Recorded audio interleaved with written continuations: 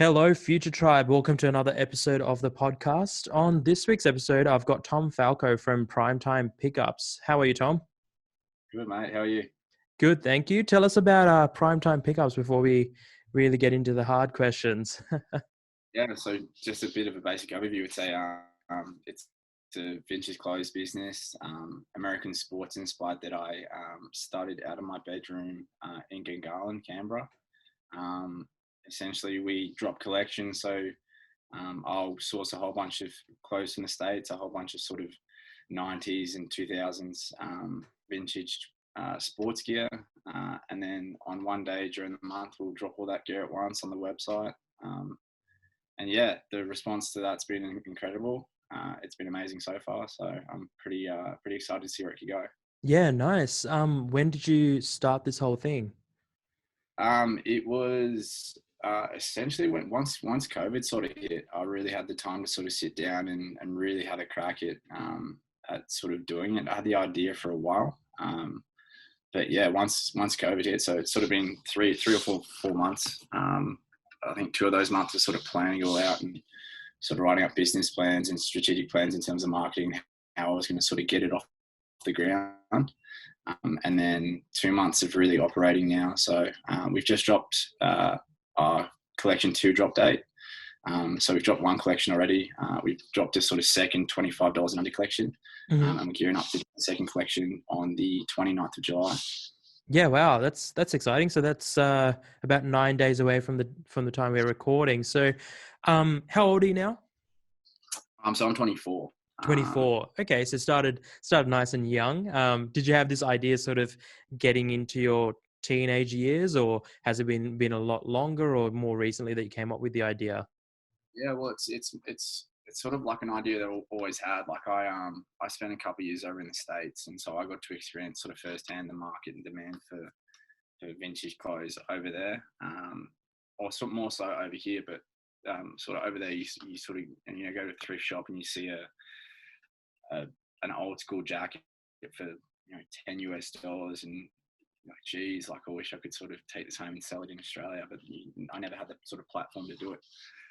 But I guess coming home and having that time to sort of sit down and really sort of plan it out, and that sort of matched with the marketing skills and the communication skills that I was able to sort of learn through a couple of years at uni.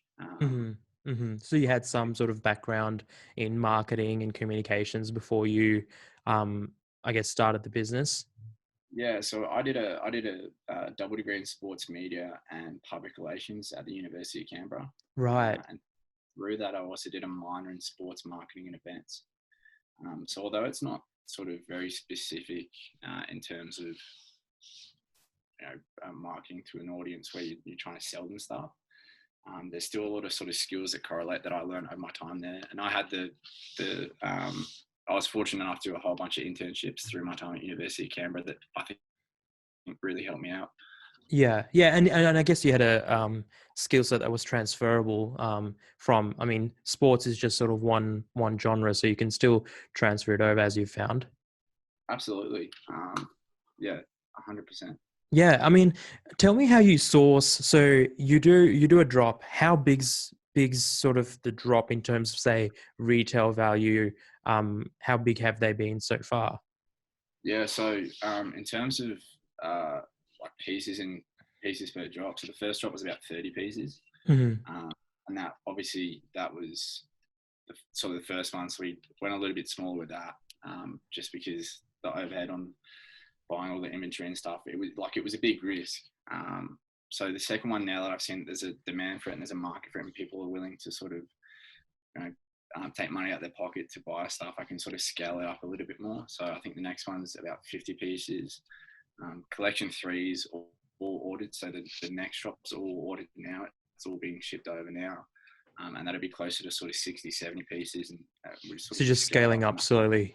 Yeah. Uh, How do you source them? Like, were you there originally and now are you sort of calling thrift shops over there, or how are you managing that side of things? Essentially, it's people doing very similar stuff to me. So a lot of people in the States will sort of be the first person to go to the thrift shop and buy a whole bunch of vintage stuff and then throw it up on apps like Depop, Mm. eBay is another one, Instagram. There's a ton of people selling stuff in the States that'll buy it from the thrift shop for sort of $10 and then sell it on to you for $15. And then obviously you got to pay shipping and stuff like that. But being able to source it's it's very easy to find these people that are doing that. Okay. Mm-hmm. It takes a ton of time.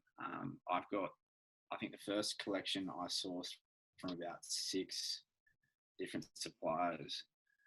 And obviously I said that the first collection was 30 pieces. So that works out to be like 5 pieces a supply. Whereas now I'm comfortable with the suppliers that I have and the suppliers that I'm buying stuff off. I'm more comfortable making, I think I did an order for 17 sweatshirts for collection 2 that should arrive this week, which is so much easier than sort of ordering off 5 or 6 different people. Yeah, yeah, and it makes it more manageable for you, and then obviously brings down the overheads in terms of time. Exactly, and in terms of prices as well, shipping is another Mm-hmm. one. Shipping gets expensive, and if the more you order, the more you can save on each piece. But then also building relationships with the suppliers. I guess for me, when I first started, it was very sort of like I was reaching out every day. I was messaging. I was probably sending close to 50 messages a day to people on Depop, to people on eBay, to people on Instagram, and a handful will get back to me and stuff like that. Now it's got to the point where I've made a couple orders off people. They'll reach out to me once they've got sports stuff that they think I might be interested in. Right. Because So it's it's an sort of, easier sell for them rather than answering yeah, questions from, every Tom, Dick, and Harry. It's just talk to Tom, go, mate, are you keen? This is what I've got, and then yeah, go from there. yeah. It's much more passive. I Mm-hmm. don't have to. It's because it's the one like I enjoy doing the marketing side of it. I enjoy publishing photos on Instagram. I enjoy taking photos. I enjoy replying to people's messages, doing Q&As, live streams. I love that stuff. I hate sitting at my phone and browsing through like photos of clothes and messaging people, but like you have to do it. But obviously the more you do it, the more passive it comes. And so I'm sort of working to a point now where it's like I don't have to put that much effort into doing that. I can focus my energy on doing different things. Mm-hmm, mm-hmm, definitely. Now, you sort of touched on it earlier, but how do you handle the marketing, or how did you build up that sort of marketing initially before you did your first drop, when you were essentially just a guy with an unproven sort of brand, if you could even call it that at the time, because it was nothing, right? I mean, you started from scratch. Yeah, exactly. So I think my thing was I wanted to be like super authentic with it in terms of like the marketing, in terms of everything. So I wanted to be very like transparent and clear. I worked with a couple of influencers. I'm real big on influencer marketing. I think it's super underrated as long as it's done right. Instagram ads was another one that I used to sort of build up the following a little bit. Mm-hmm. I think if you're doing Instagram ads as well, I think you have to be authentic with it. I think you have to provide some sort of value. And for me, that was in terms of, I think I did a giveaway, which received like, I think the engagements on that was ridiculous. Mm-hmm. So I did a $100 giveaway and ran $100 worth of Instagram ads on it, and the engagements were like complete insane. I think I had 1,200 comments. Mm-hmm. Wow. Yeah, and it was all comments tagging people because it was a giveaway. So I was able to sort of build up, sort of get people in that way, and sort of Mm-hmm. get people to my profile and get people looking at the content. And then I was comfortable enough in the content that I was producing that people would then want to stay and be like, okay, like this is valuable content I'm consuming. Like it's stuff that's relevant to me. Even if they only came for the $100 giveaway and they only followed me because they thought there were a chance of winning $100, then to then keep them on the page, like you have to still be providing decent content. Yes, yeah, because they've got to have a reason to subscribe and then a reason to keep coming back. Now, so did you originally build a bit of a platform and a following on Instagram? Was that sort of your game plan, or were you driving them to a website and then pick up email addresses? How did you sort of, and I guess even before that, did you build up the hype first before the first drop, or Yeah. did you actually have just a bunch of stuff for sale and then start marketing around? No, so I did build up the hype before the first drop, which I think was really important, and it was all done through Instagram. I think for me, like I think Instagram's the perfect medium to do what I do. Like it's the perfect platform for it. My website, um, other than when we drop clothes, like that sort of, I think the hour or so between dropping clothes and people buying it, like that's when there's the most traffic on the website. It's not a sort of because we don't have regular stock up. And we drop collections. It's sort of comes and goes like peaks and flows. Mm-hmm. Mm-hmm. But yeah, we market it all on Instagram and just send people to the website on the day of the drop. Yeah, right, right. And so you're now gearing up for your third drop. Is that correct?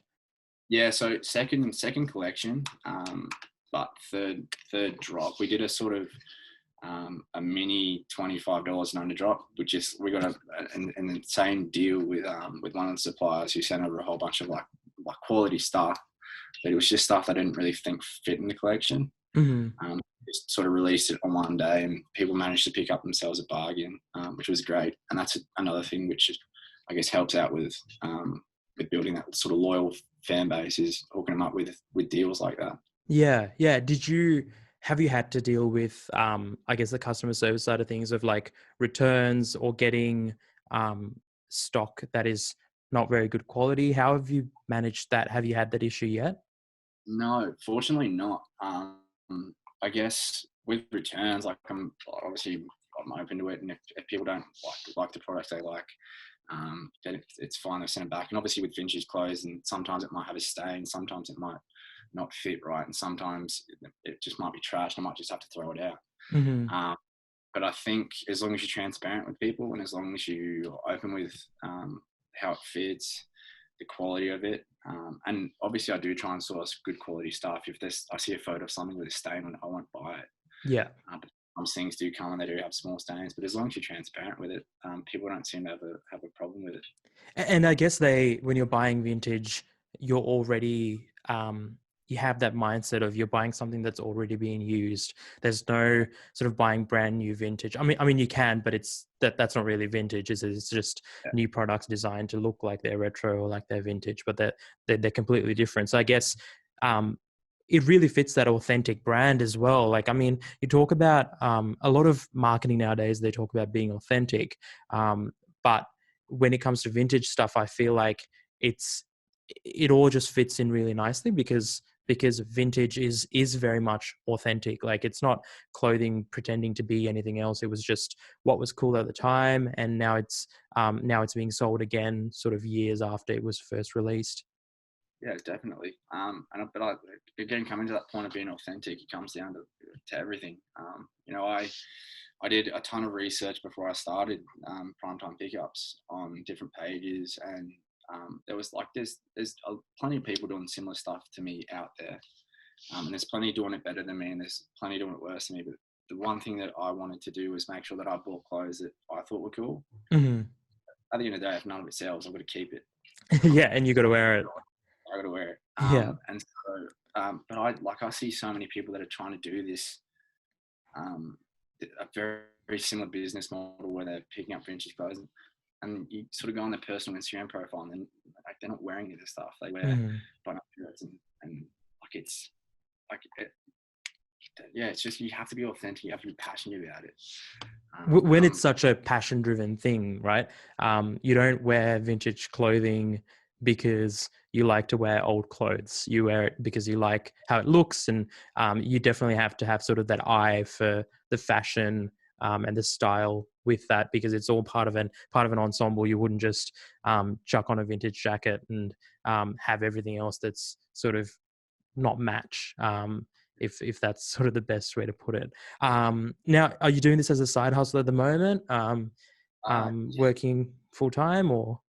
So I was planning on coming back to Australia. I was overseas in the States for a couple of years studying. I Mhm. graduated, came back to Australia, and had a couple of full-time jobs lined up in Melbourne, which is my dream, is to move to Melbourne and work for a professional sports team. What I wanted to do since I was a kid. And so an opportunity to do that came up, and obviously through COVID, that sort of fell through, Mm-hmm. which was devastating. So then I signed a contract working at the APS, just processing Centrelink claims, and I Mm-hmm. do that. It was, I think it was pretty much full time. So I'd sort of wake up at 8 in the morning, go there, and come home at 2, and then sort of do this on the side. Mm-hmm. But that contract's up now. So today's the first day that I'm not working. So yeah, I guess now I'm full time doing it. Yeah, yeah.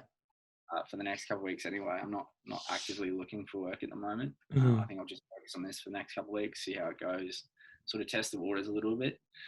But it's, yeah, my dream is to go down to Melbourne and start working. But I don't see me stopping doing this anytime soon either. Yeah. I mean, it sounds like it's fairly passive in terms of like how obviously you've got to do stuff, but it's not like you've got to be there 9 to 5 every day. So it's definitely something that you can, because you can provide support or get back to messages at 6 o'clock at night if you felt like it. And I guess that's the beauty of running sort of an online business, is that it's, well, I mean, even in your case, even if you time the next drop for when you have a day off, or it's a weekend, then you can just be right there Exactly. for that whole period of time. Yeah, it's perfect. And I guess the thing is with the shipping times over in the States and stuff, it's sort of like it does give me time to just sort of relax. Over the past couple of weeks, I've been posting sort of once or twice a day on Instagram. Mm-hmm. When the collection, or I think I'm waiting on another package to come for the second collection, which drops in 9-10 days time. Once that comes, and I'll start sort of ramping it up and posting sort of 2 or 3, 4 times a day, and that's when it sort of gets a little bit busier. Mm-hmm. And then obviously drop date is like it is crazy. I was thinking about doing like a vlog for it, because it's so stressful, man. Yeah, I could imagine it just being, I mean, you've got to be there, you've got to answer all the questions, and you've got to, how do you do it? Do you ship it out to people once they order? Yeah. So I typically obviously I've only done one sort of collection at the moment, but the plan going forward is to drop sort of later on in the week. I think this drops on a Wednesday. Mm-hmm. It just worked out that I was free on Wednesday to do everything, but I usually do it on a Thursday or Friday, and that's so that I have the weekend to sort of go to the post office, get everything, package everything up. Obviously, you've got to wash and iron the clothes, make sure they're presentable, but you've also got to sort of take photos of clothes, upload them to the website. So it's very passive when you're not selling anything. Yes. As soon as you start selling stuff, and as soon as drops coming up, like it starts to sort of ramp up. So it's been good for the past sort of 3 weeks, because I haven't really had too much to do. Mm-hmm. But the next couple of weeks will be pretty crazy, I reckon. Yeah. I mean, looking at sort of what you've done so far, we've talked about all the cool stuff. Let's talk about the not so good stuff. Have you made any mistakes so far? Do you think, have you sort of done something and sort of gone, hold on, probably shouldn't have done that, or you sort of look back and gone, if I didn't do that, things would have been better, or things would have been different? Yeah, there's a couple of things. I think the one is understanding sort of pricing of stuff. Mm-hmm. There was a couple of times where I think there was once during the one collection where I really sort of overpaid for a bunch of items, which I ended up selling it, but it wasn't worth what I paid for it. And that's Mm-hmm. you got to figure out things like exchange rates and shipping costs and stuff like that. And it's stuff that you can't really. There's no online guide on how to do this. You trial and error. But like I know now not to overpay for things. Mm-hmm. Another thing is I remember getting a sweatshirt in, and it was like a screen printed t-shirt, Mm-hmm. and me not being the best at ironing clothes or washing clothes, just the graphic, Yeah. which just melted it, and I was like, threw it out. Like It's a write-off. yeah, exactly. But you learn, and it's not mistakes that I'll make again. Hopefully, touch wood. Yeah. But I'm sure there'll be a million and one mistakes to come, but I guess it's just all part of running a business anyway. So That's it. You just got to handle it and just sort of go with the flow there. Because there's no point getting caught up in it all. At the very least, just because you've messed that up, you've got a whole bunch of other clothing items that you got to prep and sell and all that. So once you get a drop, do you start photographing sort of straight off the bat and start throwing it onto the web? Well, start prepping your Shopify site for it to go live. Is that so? Do you usually have like a 3-day period where it's a bit crazy? yeah, so what typically happens is I try and have a little bit of stock on hand before the previous collection drop. So collection 2 is dropping in 10 days. Hopefully I have some gear in for collection 3 so that I can start posting on Instagram and start sort of throwing some photos up saying, all right, this is what's coming. Mm-hmm. Stay tuned for this, stay tuned for that, just to keep people sort of interested and engaged with it. And then, so all the kits pretty much here for collection 2. I think we're dropping next Wednesday. So I'll go through this weekend and take sort of product photos of it. And I'll go through and I'll size everything up with a tape measure, and I'll type in all the details. I'll make notes of any stains or how clothing fits. I'll do all the Q&As on Instagram, get people sort of familiar with what they might be buying. Mm-hmm. I'll sort of get the website prep this weekend, and then drop date on Wednesday. All I sort of do is relax most of the days, sort of stress out about whether or not people are going to buy the stuff, and then sort of get everyone a little bit hyped for it. And then at 6 o'clock, you just make the website live. 6 p.m. or? Yeah, 6 p.m. So it's very, I don't know if you've ever read into like the easy drops and stuff like that, where people just sort of sit on the website and refresh the page into it. It's very similar to that, which is, it's a very very like nerve-wracking feeling, but when it hits and you see the orders come in, like it's so humbling, and so exciting as well. So yeah, how did you pick Shopify to be the place to host your shop? I've worked with Wix a little bit with my personal sort of portfolio for my media stuff that I do, and my university degrees and resumes and stuff like that. And I did a whole bunch of, like, I love watching YouTube videos on sort of marketing and drop shipping, and obviously Shopify and drop shipping go hand in hand. So I just decided to check out Shopify. It just seemed like the easiest platform to use. Because I didn't need a super fancy website. Like, all the marketing was done through Instagram. So I literally need a website where I can just throw the products up and people buy them. Like, that's the purpose of the website. It's not to do anything other than that. So yeah. And So, Shopify's been unreal. Like, it's so easy to use. and it's held up with the demand and things like that as well. Yeah, I haven't had any issues with it. Like, not a single one. Yeah, awesome. So anyone listening, Shopify's an relatively easy sort of DIY solution for, as you scale up, your needs will start to change. And usually what we find is that if you want to keep things simple, Shopify is fantastic. And really, you can grow quite a lot on Shopify. And you've just got to sort of temper your expectations, I guess, around what you want to be able to do, because there's, I guess, limits to around how custom you can make it. But like you were talking about, Tom, like, you've got a fairly simple list of requirements for the website side of things, because you've got the marketing all handled separately. So sounds like Shopify's awesome. Now, we've talked about what you hope to do moving forward in terms of sort of personal life, going to Melbourne. You're continuing to run the store. Are there plans to expand it? Is the next, is the goal for each drop to be bigger and bigger? Are you going to go past just, when you talk about vintage clothing, is it really just like tops and bottoms? Is that it? Or are you going to go into shoes and? Yeah, so obviously trying to expand as many ways as possible. I think the obvious one is scaling up in terms of quantity, and getting more items in, getting more followers and stuff like that, which is sort of what I'm focused on at the moment. I have sort of started to reach out and do sort of jackets. We're stocking jackets for the first time this next collection. Mm-hmm. Obviously, the first collection was just sweaters and t-shirts. Shoes, probably not, just because like I'm not passionate about it. I wear beat up Converse shoes. Like I don't know anything about stocking. Like I'm not going to do something that I don't like. I'm not passionate about.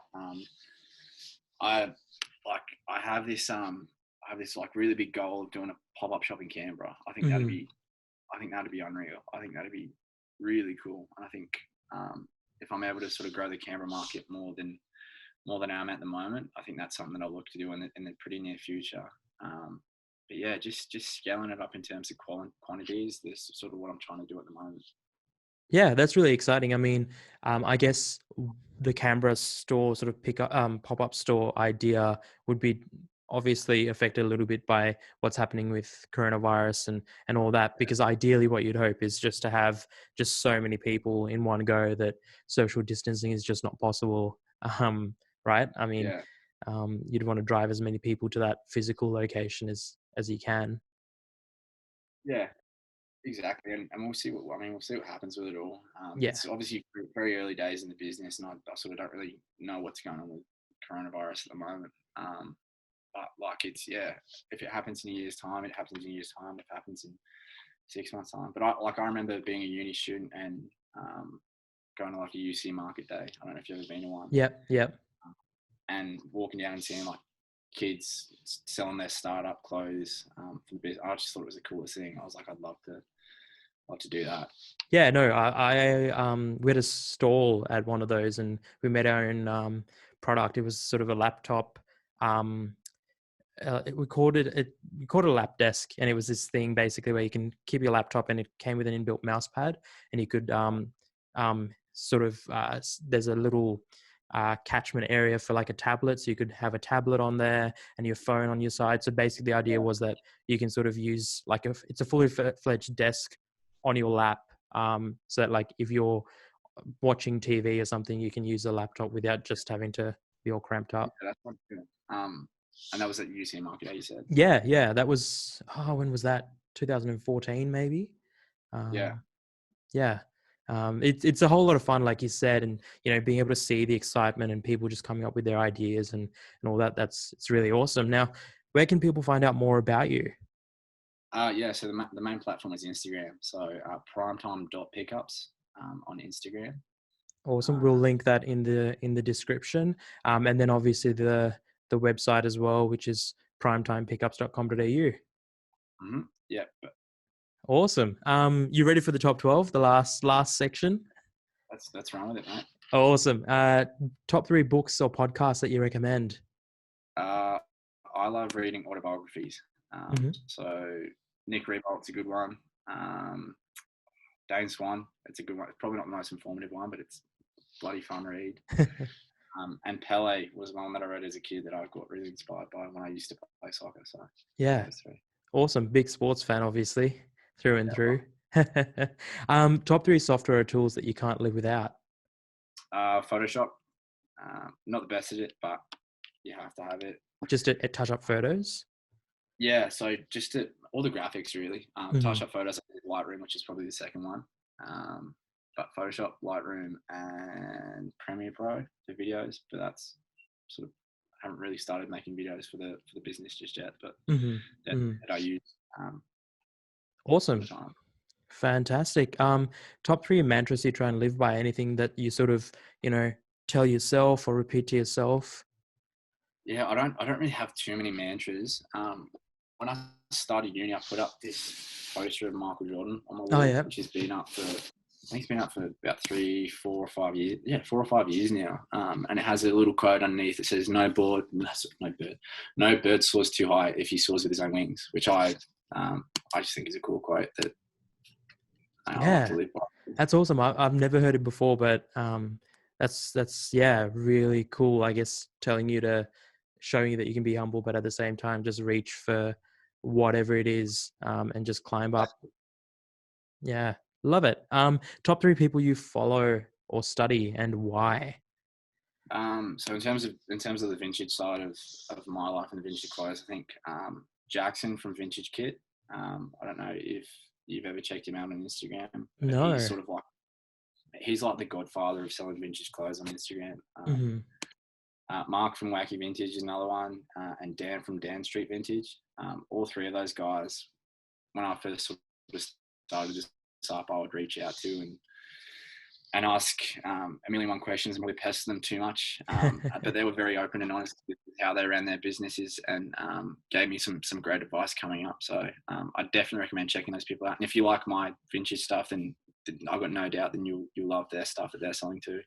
Yeah, that's really cool. It's what's been really awesome going through this whole sort of conversation is that you're really passionate about it. And I think it just goes to show that if you're really passionate about it, you'll find ways to make it happen. You'll talk to people, you reach out, and you just got to sort of stay true to that.